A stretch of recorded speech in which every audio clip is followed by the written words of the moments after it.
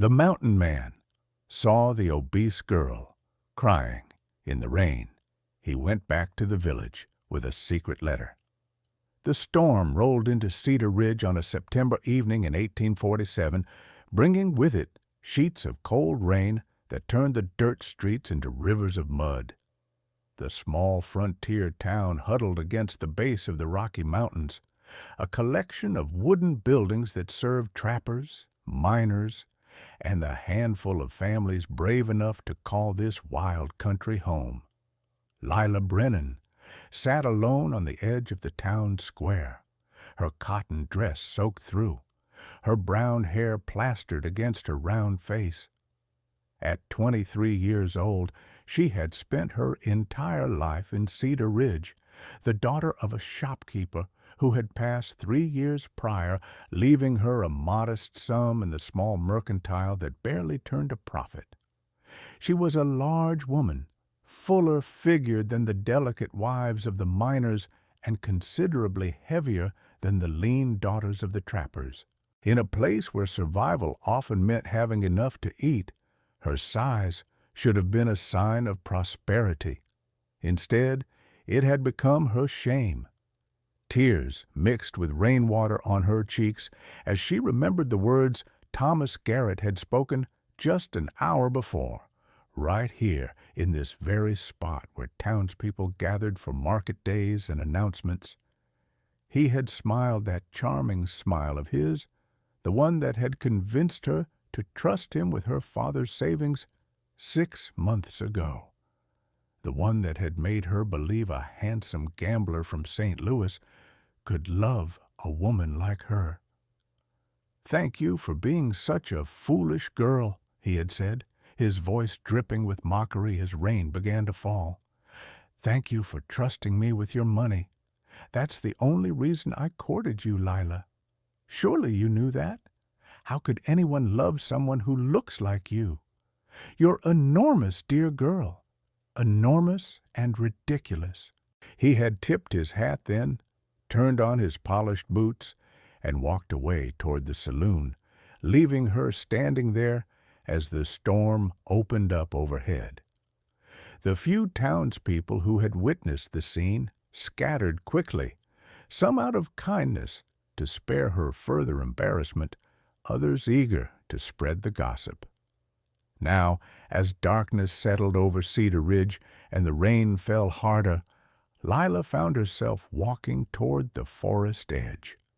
She couldn't bear to return to her little room above the mercantile, couldn't face the pitying looks or whispered conversations that would surely await her in the morning. The woods seemed to call to her, promising solitude and the kind of darkness that might match what she felt inside. She found a spot beneath a towering pine where the branches offered little shelter from the downpour. Sitting on a fallen log, she wrapped her arms around herself and let the tears come freely. The cold seeped into her bones, but she barely noticed. All she could feel was the crushing weight of humiliation and heartbreak. The sound of footsteps on the forest floor barely registered until a shadow fell across her. Lila looked up, startled, to see a man standing a few feet away. He was tall, well over 6 feet, with broad shoulders beneath a worn leather coat. A thick beard covered much of his weathered face, and his dark eyes studied her with an expression she couldn't quite read. She recognized him vaguely as the mountain man who came into town once every few months for supplies, always alone, always silent. The children called him Mountain Man Jack, though she didn't think anyone knew his real name. They stared at each other for a long moment, the rain falling between them. Then, without a word, the mountain man shrugged out of his heavy leather coat and held it out to her. Lila hesitated, confusion mixing with her misery. When she didn't take it immediately, he stepped forward and draped it around her shoulders. The coat smelled of wood smoke, pine needles, and something wild she couldn't name. It was warm from his body heat and impossibly heavy. She opened her mouth to thank him, but he was already turning away, disappearing back into the forest as silently as he had appeared. Lila sat there clutching the coat around herself, too stunned to call after him, watching until his form was swallowed by the darkness and the rain. Morning brought clear skies and scandal. Lila returned to town before dawn, the mountain man's coat still wrapped around her shoulders. She climbed the stairs to her room above the mercantile, changed into dry clothes, and tried to prepare herself for whatever the day would bring. She had barely opened the shop when Martha Henderson, the banker's wife, rushed in with news. "Thomas Garrett is gone," Martha announced breathlessly, her eyes wide with excitement. "Disappeared in the night. His room at the boarding house is empty, his horse taken from the stable. Some say they heard shouting near the edge of town around midnight, but with that storm, no one's quite sure." More customers arrived throughout the morning, each with their own version of events. Some claimed to have heard a struggle. Others swore they'd seen someone or something large moving through the streets after midnight. By noon, a pattern had emerged in the gossip. People had begun to connect the mountain man's presence in town with Thomas's disappearance. "I saw that wild man heading back toward the forest last night," old Samuel Preston declared in the saloon, loud enough for half the town to hear. "Right around the time Garrett would have been leaving town.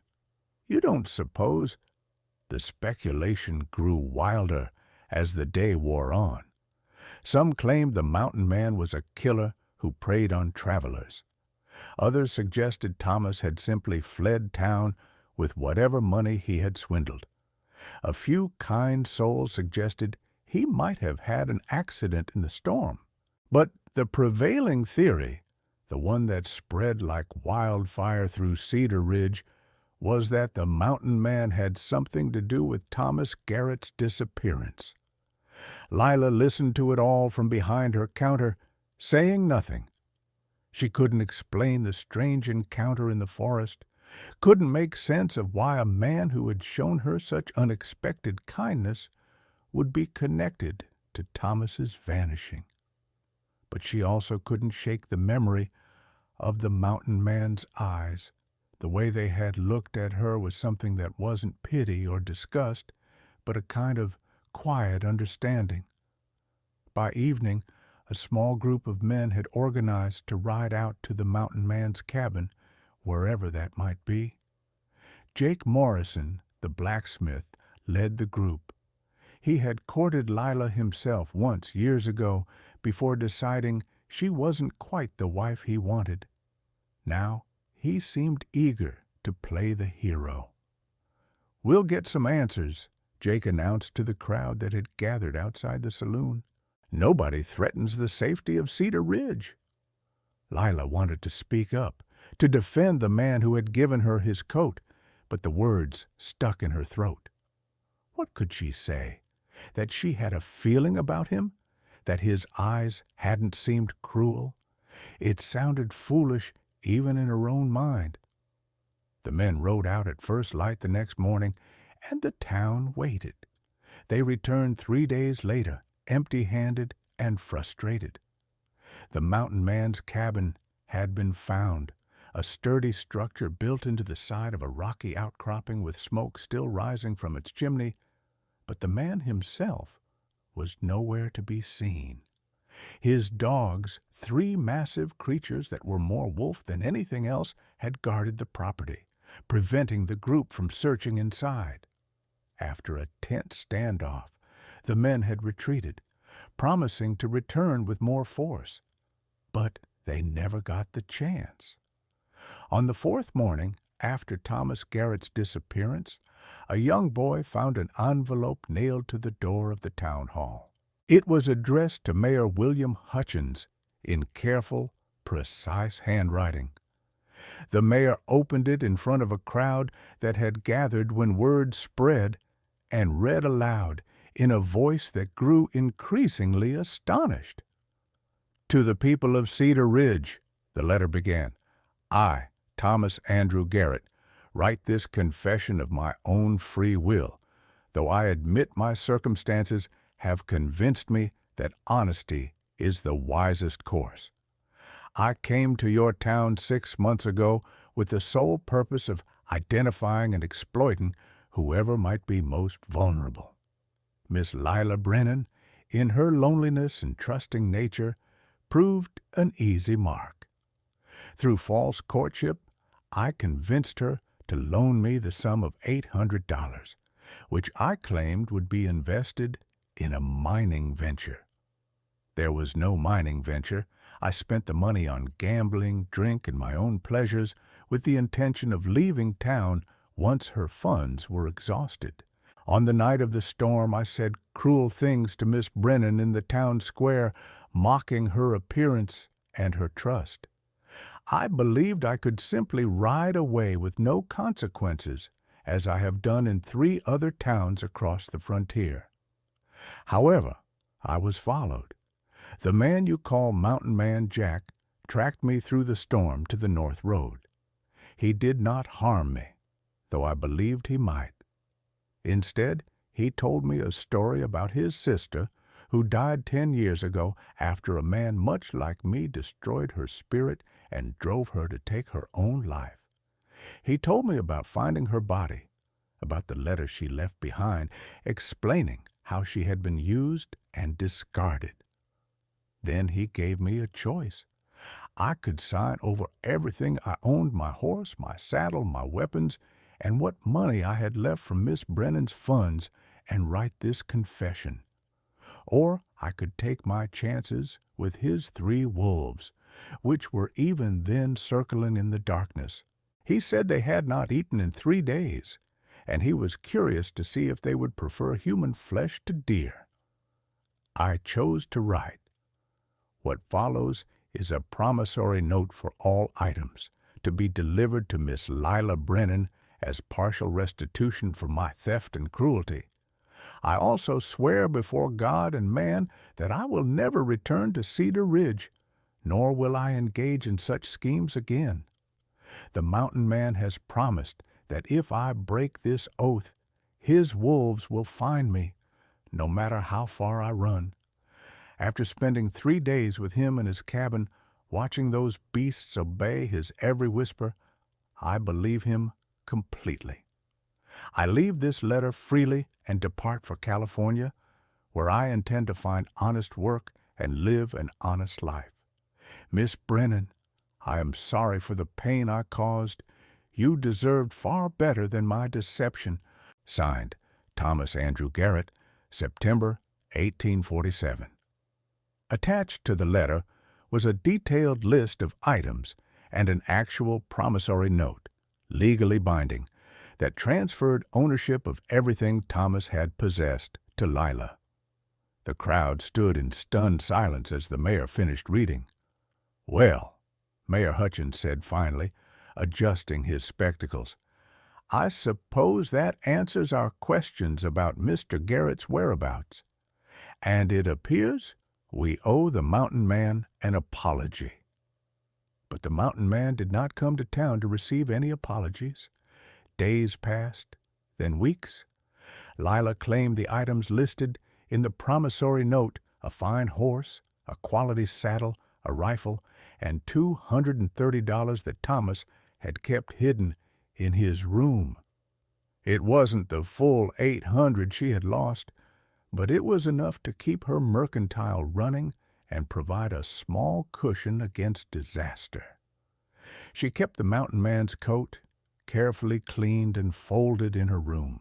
Every day she wondered if he would come to claim it.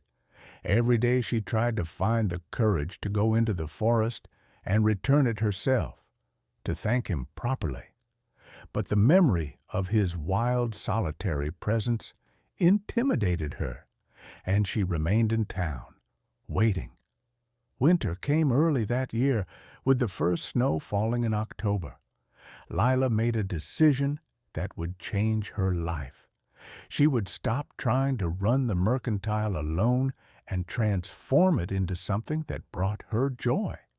Her father had been the shopkeeper, not her, but she had always loved to bake.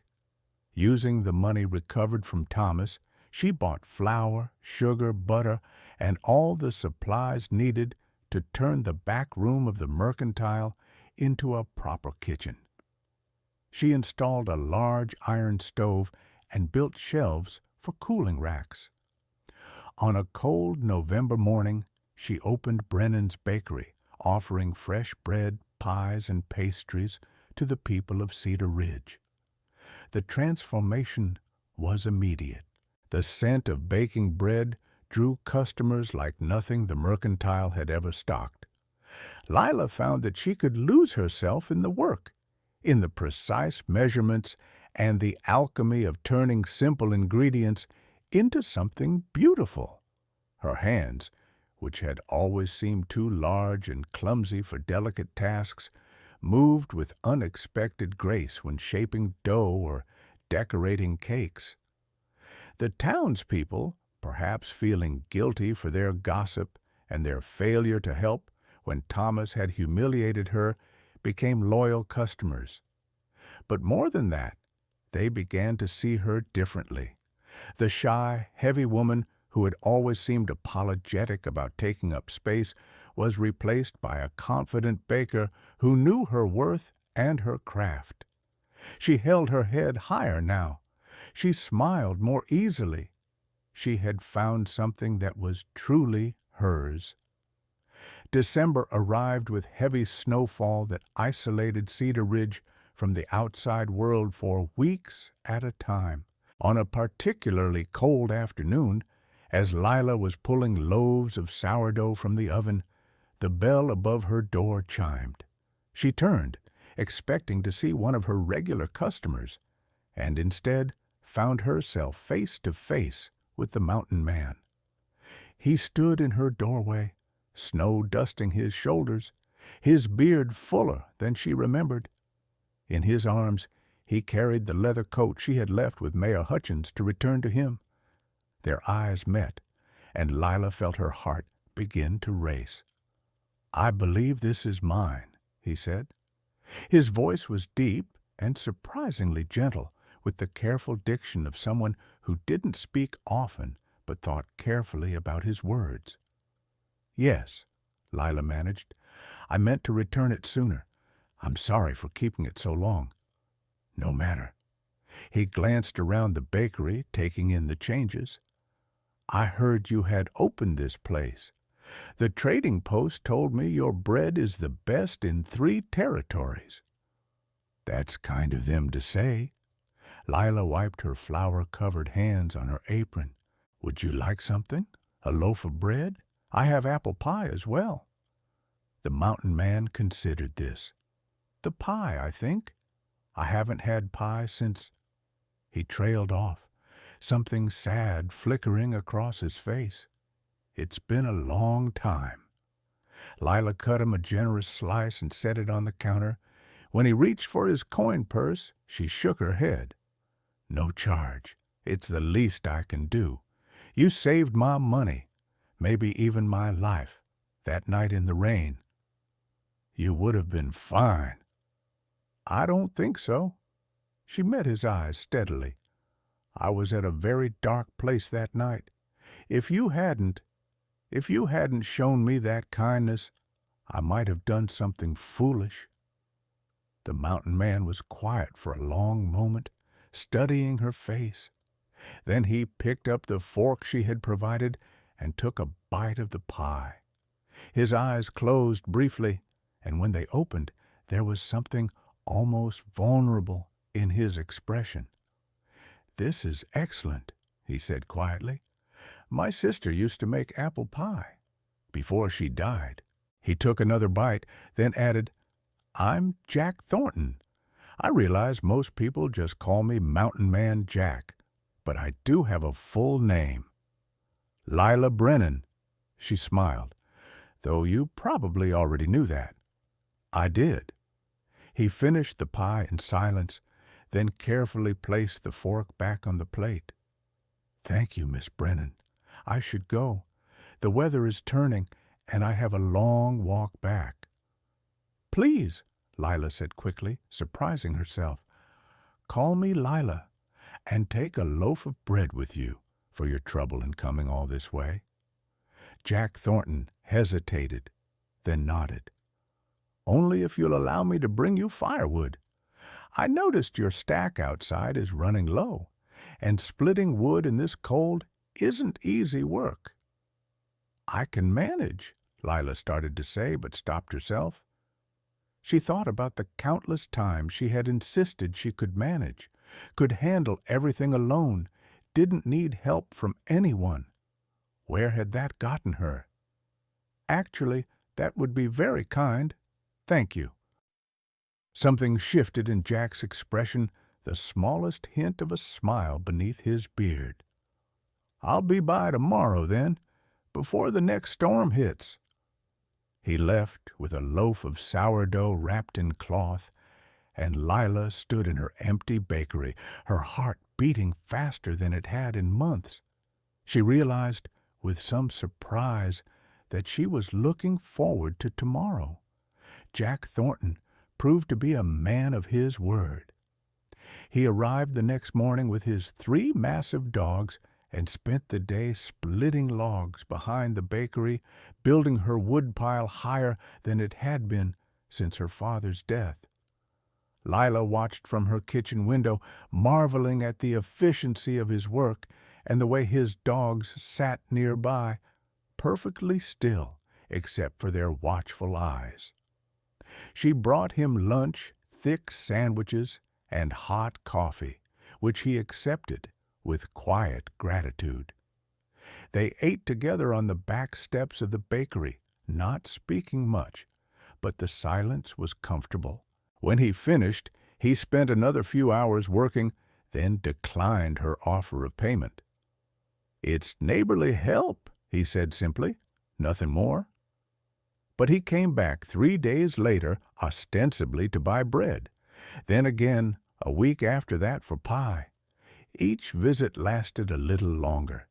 Conversations that began with weather and baking gradually expanded to include stories. Jack spoke haltingly at first, as if words were a language he had half forgotten, but slowly he opened up. He told her about his life in the mountains, about trapping and hunting, and the seasons that governed everything. He explained how he had trained his dogs, the 3 animals that townspeople called wolves, but were actually wolf-dog hybrids he had raised from pups after their mother was killed by a mountain lion. He spoke about the solitude that had once been his choice, but had gradually become his prison. Lila, in turn, told him about her father and the mercantile, about growing up as the fat girl in a small town where everyone knew everyone else's business.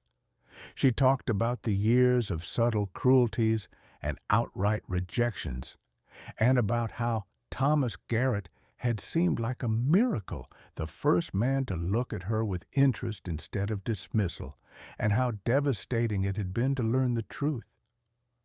"People are fools," Jack said bluntly one afternoon in January.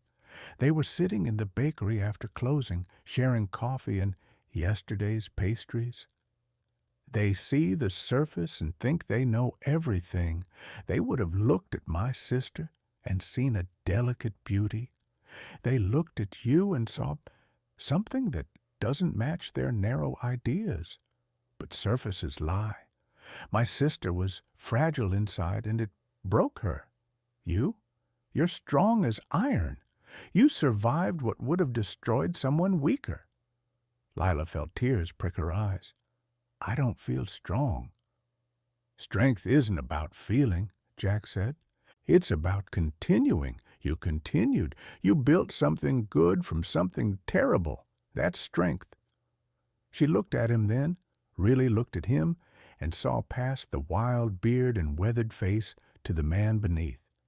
She saw loneliness and loss, yes, but also a deep well of kindness that he tried to hide. She saw someone who understood pain and had chosen to respond to it with gentleness rather than cruelty. "Why did you help me?" she asked quietly. "That night in the rain? You didn't know me?" Jack was silent for a long time. When he finally spoke, his voice was rough with emotion. "I knew you well enough. I saw a person in pain, and I remembered my sister, and I thought maybe if someone had shown her kindness when she needed it most, maybe she'd still be alive. I couldn't help her, but I could help you." Lila reached across the table and took his hand. His fingers were calloused and scarred, twice the size of hers, but they held hers with surprising gentleness. "You did help me," she said. "More than you know." That evening, Jack stayed for dinner. It became a regular occurrence, twice a week, then 3 times, then more. The people of Cedar Ridge noticed, of course, and there was gossip. But this time, Lila didn't care. Let them talk. She had found something rare and precious. Someone who saw her, truly saw her, and didn't look away. When the mountain passes cleared in April and the world turned green again, Jack Thornton did something unprecedented. He started spending more time in town than in his cabin. He built Lila a covered porch for the bakery and repaired her roof.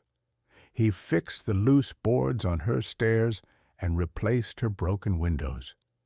He did all of this asking for nothing in return except her company and her cooking. The townspeople gradually accepted his presence, though he remained a figure of mystery and speculation. The children still called him Mountain Man Jack. But now it was said with fascination rather than fear. His dogs became familiar sights outside the bakery, and occasionally he would let brave children pet them under his careful supervision. One warm evening in May, as they sat on the new porch watching the sun set behind the mountains, Jack cleared his throat nervously. "Lila," he began, then stopped, started again.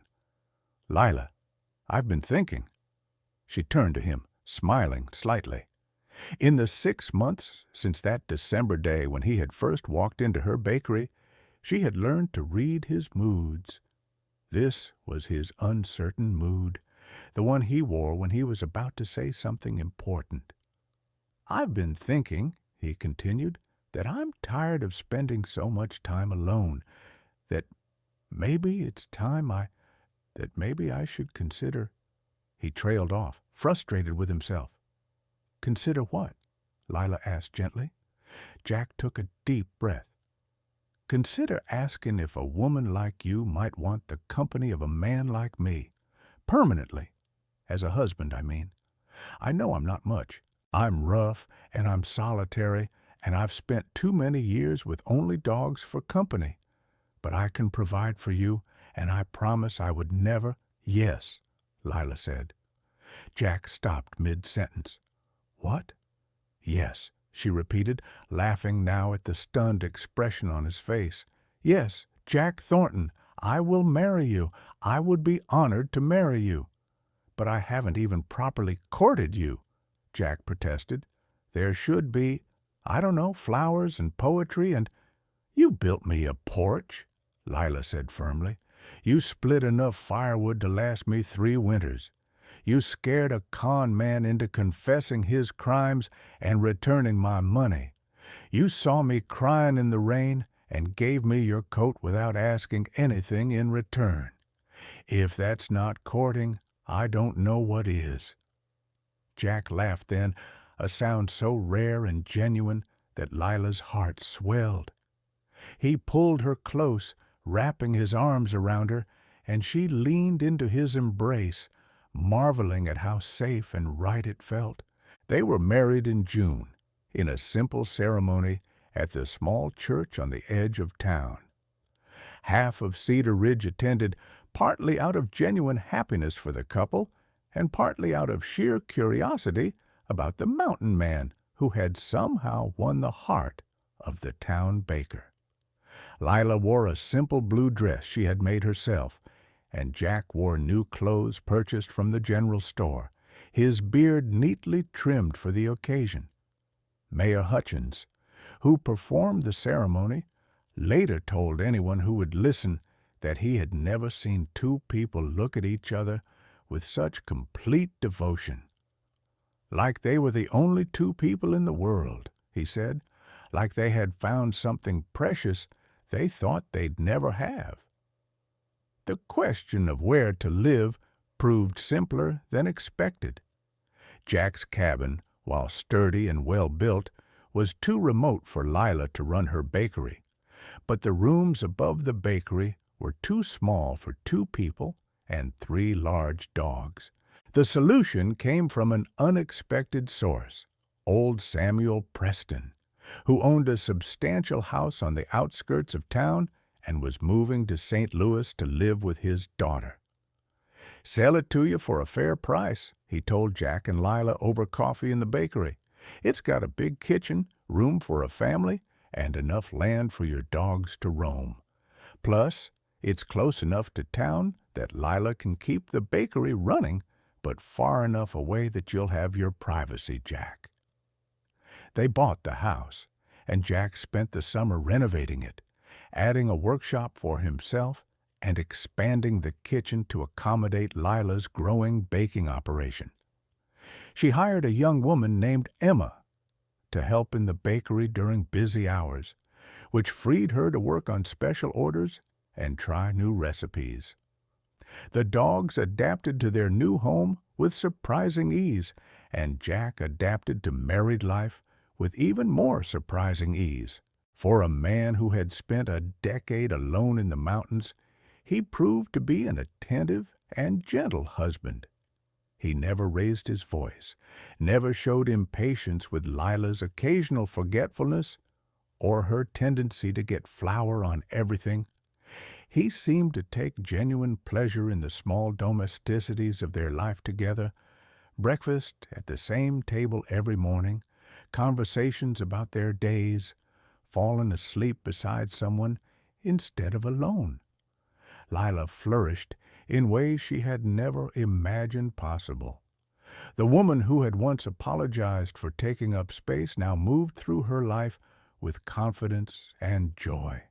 Her bakery thrived, her reputation spreading to neighboring towns. People traveled for hours to buy her cinnamon rolls and her famous blackberry pie. But more than the success of her business, it was the success of her marriage that transformed her. Jack loved her completely, without reservation or embarrassment. He held her hand when they walked through town. He kissed her goodbye every morning and hello every evening. He told her she was beautiful not despite her size, but simply because she was herself. Under the steady warmth of his love, Lila learned to see herself through his eyes, and slowly, carefully, she began to believe that she was worthy of being loved. 2 years into their marriage, in the spring of 1850, Lila found a letter tucked into Jack's journal. She hadn't been snooping. He had asked her to find a notation he'd made about a recipe for treating wood, and when she flipped through the pages, the letter fell out. It was yellowed with age and folded carefully. The handwriting was feminine and shaky. Curious despite herself, Lila opened it and began to read. "My dearest Jack," the letter began, "if you are reading this, then I have done the unforgivable, and I am so very sorry. I know you tried to warn me about Thomas. I know you saw through his charm and his lies. I should have listened, but I was so desperate to be loved, to be seen as something more than just your little sister, that I ignored every warning sign.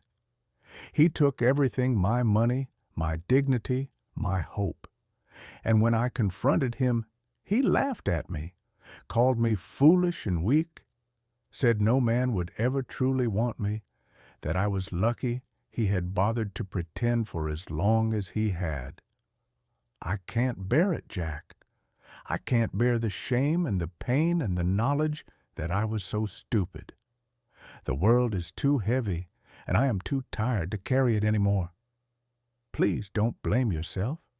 You were the only person who ever truly cared for me. You did everything you could. Some people are just too broken to be fixed. I love you, my brother. Be happy if you can. Find someone worthy of your goodness and live the life I could not. Sarah. Lila stood in their bedroom, tears streaming down her face, the letter trembling in her hands. She understood now, understood the depth of Jack's grief, the reason he had lived alone for so long, the demon he had been wrestling with when he found her crying in the rain. She had been his second chance, his opportunity to save someone when he couldn't save Sarah. But it was more than that now, wasn't it? She carefully refolded the letter and placed it back in the journal. Their love had grown beyond grief and redemption. It had become something solid and real, built on genuine affection and partnership. That evening, when Jack returned from town, Lila met him at the door. "I found Sarah's letter," she said simply, "in your journal." Jack's face went pale. "Lila, I can explain."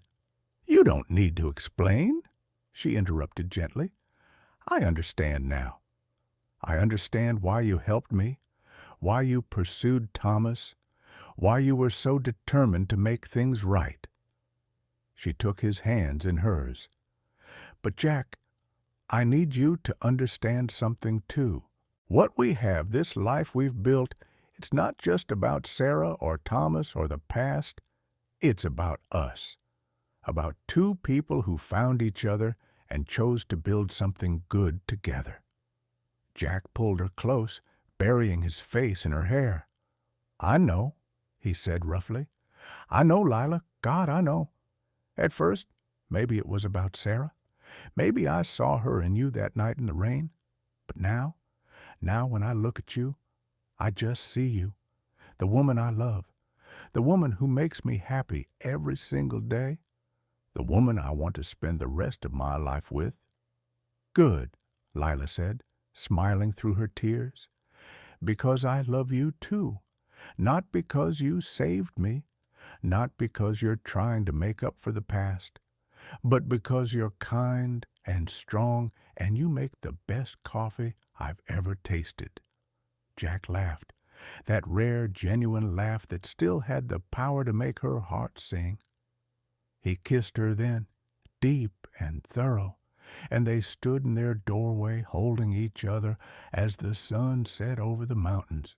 5 years after their wedding, on a sunny June morning, Lila Thornton stood in her kitchen making breakfast while her 3-year-old daughter, Sarah, played on the floor with one of the dogs. The other 2 dogs lay nearby, ever watchful of the small human they had adopted as pack. Jack came in from the workshop, sawdust in his hair and a smile on his face. He scooped up Sarah, who shrieked with delight, and kissed Lila's cheek as he passed. "How's my family this morning?" he asked.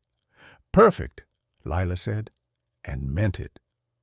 The bakery still thrived, though she had expanded operations to include 3 employees and a separate building downtown. Jack had gradually transitioned from trapping to carpentry, finding that he preferred building things to killing them. They had bought more land and built a small house on it for Jack's workshop. Their home had become a center of warmth and welcome in Cedar Ridge, a place where lost souls and lonely hearts often found their way. Sometimes, on quiet evenings, Lila would remember that rainy night in 1847 when she had sat at the edge of the forest, convinced that her life was over. She would remember the mountain man emerging from the darkness, the weight of his coat around her shoulders, the first stirring of something that would eventually become love. Thomas Garrett never returned to Cedar Ridge. Rumor had it he was working an honest job in a California mine and had married a widow with 3 children. Lila hoped it was true. She had long since forgiven him, not because he deserved it, but because forgiveness was lighter than anger, and she preferred to travel light these days. One evening, as they sat on their porch watching the sunset paint the mountains gold and crimson, Jack turned to Lila and said, "Do you ever wonder what would have happened if I hadn't walked through the forest that night?" Lila considered this. "I think I would have survived," she said honestly. "I'm stronger than I gave myself credit for. But I'm glad I didn't have to find out. I'm glad you found me when you did." "I'm glad, too," Jack said quietly. He reached over and took her hand, his calloused fingers intertwining with hers. "Every single day I'm glad." Little Sarah toddled over then, demanding to be picked up, and Jack obliged, settling her on his lap. She pointed at the mountains, where the first stars were beginning to appear in the darkening sky. "Pretty," she declared. "Yes," Lila agreed, looking not at the mountains but at her husband and daughter, at the life they had built together from rain and heartbreak and unexpected kindness. "Very pretty indeed." The dogs settled at their feet. The evening breeze carried the scent of pine and possibility, and in that moment everything was exactly as it should be.